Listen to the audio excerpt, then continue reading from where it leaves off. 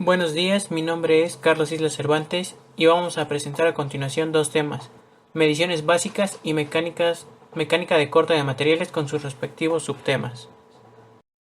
El tema que a mí me correspondió son tipos, operación y funcionalidad de calibradores vernier.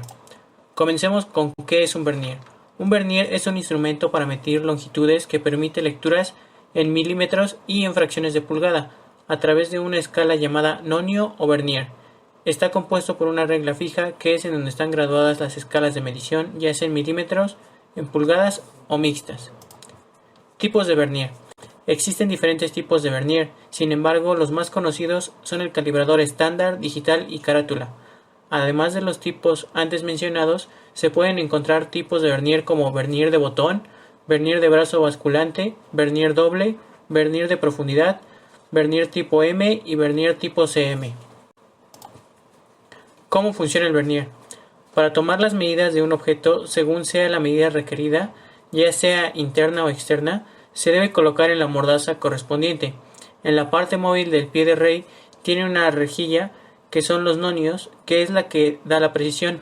Esta precisión depende del número de divisiones y la coincidencia de divisiones con la regla. Dependiendo de esto, la precisión varía de 0.25 milímetros a 0.02 milímetros. Para mayores precisiones, el ojo humano tendría muchas dificultades de distinguir cuál es la medida exacta. ¿Para qué se sirve el vernier? Es una herramienta de alta precisión que sirve para medir longitudes pequeñas con un margen de error mínimo. Consta de dos componentes, un fijo y un móvil, la regla y la corredera. El vernier es un instrumento que normalmente se encuentra en contextos industriales y de construcción, aunque lo más común es encontrar calibres manuales, como el descrito anteriormente. También existen en versión digital. Su funcionamiento es igual, pero en vez de leer la longitud con la escala, esa se expresa numéricamente en una pantalla digital. Mi nombre es John Yañez Telles y voy a hablar acerca del sistema métrico y sistema inglés y también del micrómetro. El sistema métrico usa unidades como el metro, el litro y el gramo como para medir longitud, volumen líquido y masa. También aplica la idea de que las unidades del sistema aumentan y disminuyen por una potencia de 10.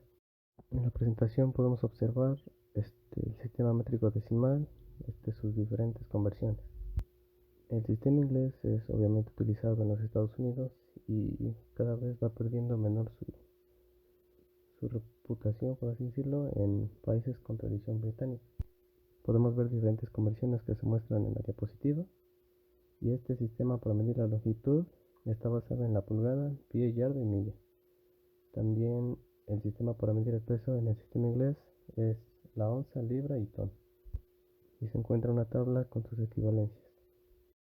El micrómetro es un instrumento de precisión de medición directa, ya que es muy exacto. El micrómetro consta de un fijo graduado en milímetros sobre el que se desplaza un cilindro exterior, o bien llamado tambor. La graduación determina la resolución del instrumento. Su funcionamiento se basa en un tornillo micrómetro que sirve para valorar el tamaño de un objeto con gran precisión. Y aquí podemos observar los diferentes tipos de micrómetros: el mitutoyo, el de profundidad, el de exteriores, el de interiores y el digital. En esta diapositiva se muestran cómo estaban colocados anteriormente. Eso sería todo de mi parte.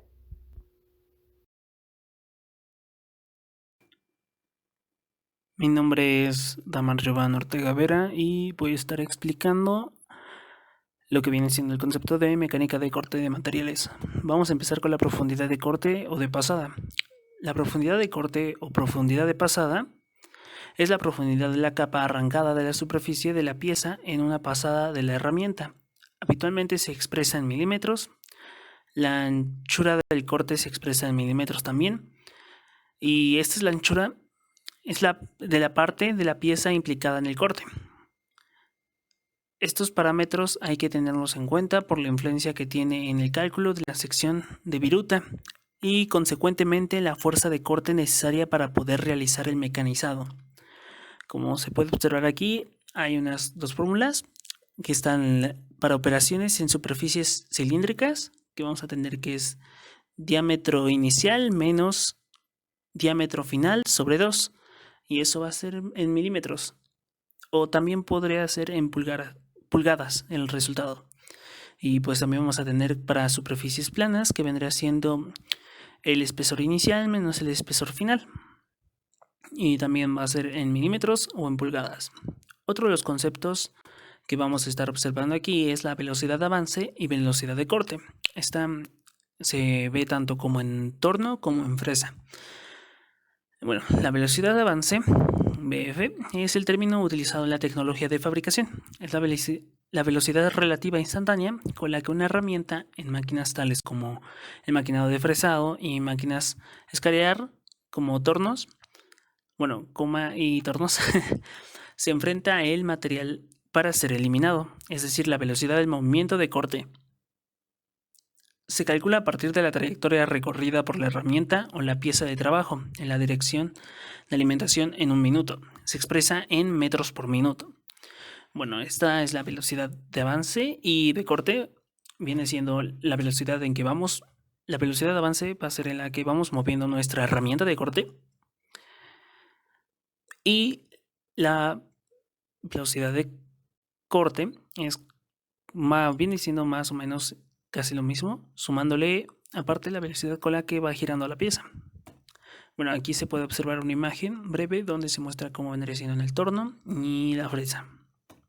También aquí vamos a tener una serie de fórmulas. Vamos a tener velocidad de avance, girar y perforar. Esto va a ser más para el torno, que va a ser el número de revoluciones por el avance, que van a ser milímetros el avance y minutos el número de revoluciones. Y también vamos a tener el avance de fresado, que vendría siendo BF, que es el número de revoluciones por el avance, por el filo, por el número de cuchillas, ya que en este caso la fresa tiene habitualmente un número de cuchillas en su herramienta de corte. Bueno, aunque la fresa es la herramienta de corte, pero se puede simplificar simplemente como el número de revoluciones por el avance. Y pues eso sería todo de esta parte del inicio de la mecánica de corte de material. El siguiente tema a presentar es formación y tipos de virutas.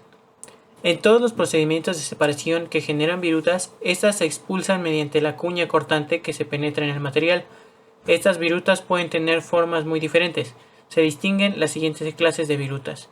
Virutas discontinuas. Virutas continuas son largas y cohesivas, y virutas de sillamiento que son de cohesión irregular. Las virutas discontinuas son cortas y tienen una forma irregular, debido a que fueron arrancadas del material. Esta forma de virutas aparece sobre todo durante el desbaste, cuando por ejemplo se trabaja con una gran profundidad de corte a una velocidad de corte baja y gran avance. Las virutas continuas se forman durante el tratamiento de materiales blandos y resistentes. Otras condiciones previas para las virutas continuas son una elevada velocidad de corte y una cuchilla en torno con un gran ángulo de ataque. Las virutas continuas obstaculizan la secuencia del trabajo, pues resultan difíciles de eliminar, elevan el peligro de accidentes y pueden dañar la superficie de la pieza de trabajo. Las virutas irregulares se generan en materiales resistentes a velocidades medias de corte y con ángulos de ataque pequeños o medianos. No se consigue la misma calidad de superficie de la pieza de trabajo que en el caso de las virutas continuas.